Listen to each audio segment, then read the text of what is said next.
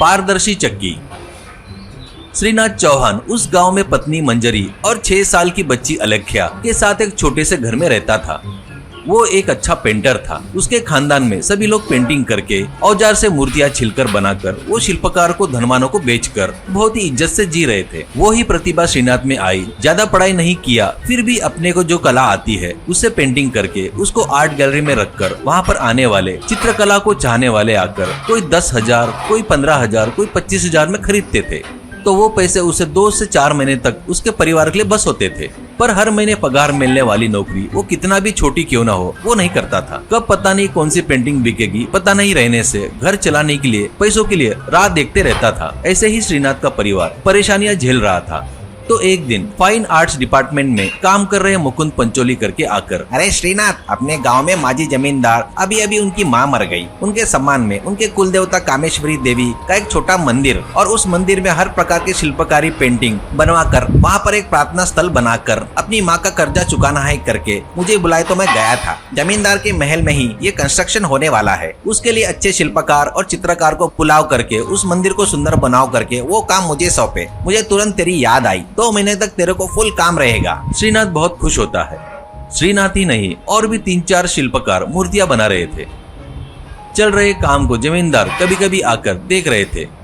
एक दिन श्रीनाथ एक पत्थर को एक देवी की मूर्ति में बनाने के लिए छिलते हुए मुकुंद पंचोली को बुलाकर, अरे सुन मुकुंद, इस पत्थर को कमर तक छिलने के बाद नाभि बनाने की जगह पर पत्थर बहुत ज्यादा बोल्ड है, अगर छिलूंगा ना तो टूटने का डर है। ये बात जमींदार को बताकर दूसरा पत्थर दो बोलो, ऐसा कहता है मुकुंद। अरे चुप चुप चुप, ऐसे तो अभी ऊपर छिल डाल। कल ही जमींदार तेरे पीछे खड़े होकर मूर्ति बढ़िया बन रही करके बोले, अभी ये दूसरा पत्थर चाहिए बोले तो तुझे नहीं खराब पत्थर लाया करके मुझे गाली देंगे। कैसे तो भी मैनेज कर, कहता है।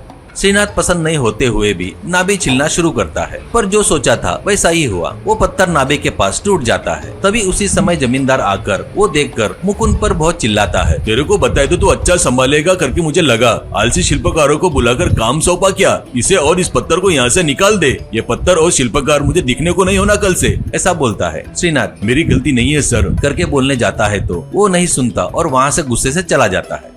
श्रीनाथ गीली आंखों से आधे बनाए सो मूर्ति को छोड़कर दुखी होकर जाते रहता है तो मुकुंद, ए रुक रे, उस पत्थर को भी तू ही ले जा। तू बहुत अच्छा शिल्पकार है करके बुलाकर काम दिया तो ऐसा कर दिया तूने। इस पत्थर को लेकर जा, घर में रखकर पूजा कर ले करके मजाक उड़ाते हुए कहता है।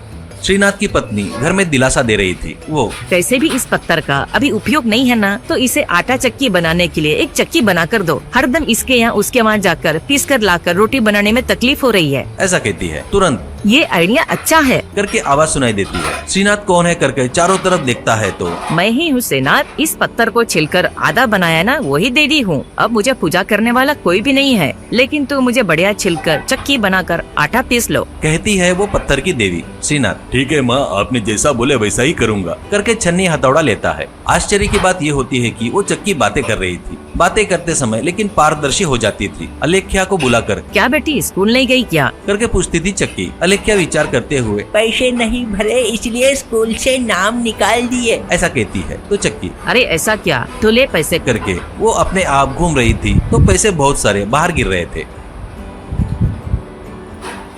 ये ही नहीं, आप लोग जो भी चाहिए वो मांगो, सब दूंगी, ऐसा कहती है चक्की। अब श्रीनाथ बड़े घर में रह रहा था। मंजरी पूरे बदन भर गहने पहनकर थी।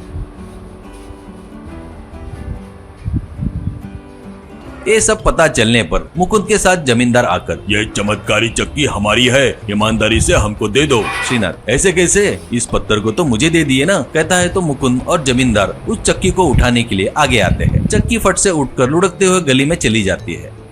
जमींदार और मुकुंद उसके पीछे भागते हैं। आगे चक्की, पीछे ये लोग, रास्ते में जाने वाले लोग, अरे ये क्या चक्की ऐसे लुढ़कते हुए जा रही है? पीछे ऐसा क्यों जमींदार इसके पीछे भाग रहा है? करके आश्चर्य से देखते हुए रहते हैं। कुछ लोग, अरे बढ़िया है, टॉम एंड जेरी देखे वैसा है करके जोर जोर से हंस रहे थे। ऐसे उनको सभी रास्ते पर घुमाकर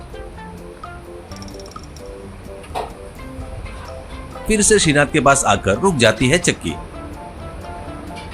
तब तक जमींदार और मुकुंद बदन भर मिट्टी से भरकर कपड़े फट जाते हैं और वो थककर चल भी नहीं पा रहे थे। अगले ही दिन श्रीनाथ अपने परिवार के साथ उस चक्की को लेकर दूर दूसरे गांव में चले जाता है।